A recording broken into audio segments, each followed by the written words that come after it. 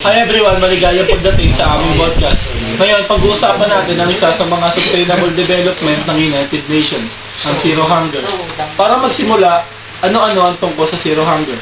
Ang Zero Hunger ay nangungulugang tiyak na lahat sa mundo ay may sapat na ligtas, masustansya at abot kayang pagkain.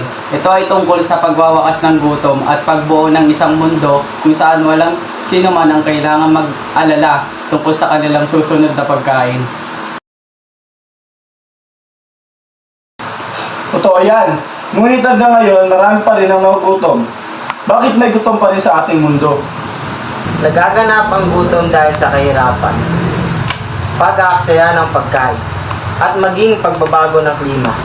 May mga taong hindi kayang bumili ng pagkain, habang ang iba naman ay nagtatapon ng kung ano ang maaaring napakain sa iba.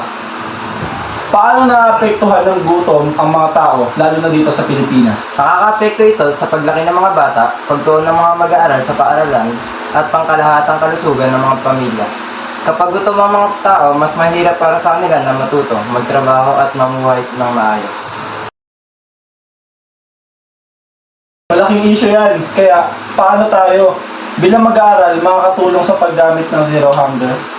Maaari tayo magsimula sa maliliit na hakbang tulad ng hindi pag-aaksaya ng pagkain, pagsali sa mga food donation drive at pagtulong sa mga programa sa pagpapakain sa komunidad. Dahil tayo ay mga mag-aaral ng TVL Cookery, paano nauugnay ang SDG na ito sa ating strand?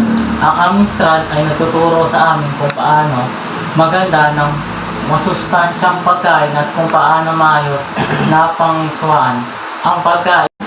Sa tingin mo, makakatulong ba talaga ang pagluluto para mabawasan ang gutom sa ating komunidad? Talaga, ang pagluluto na maaaring maging masarap na pagkain. Ang mga simpleng sangkap, maaari rin itong lumikha ng mga oportunidad tulad ng nagsisimula sa maliit na negosyo sa pagkain o kusina ng komunidad upang makain ng mga tao. Mas nagiging matatag ang ating komunidad at mas nagiging maliwanag ang ating kinabukasan. Mas mahalaga na magmalasakit sa Zero Hunger para wala nang magutom na tao. Salamat sa pagsama sa aming podcast ngayong araw. Tandaan, ang pagwawakas sa gutom ay nagsisimula sa atin. Maraming salamat po. Bye!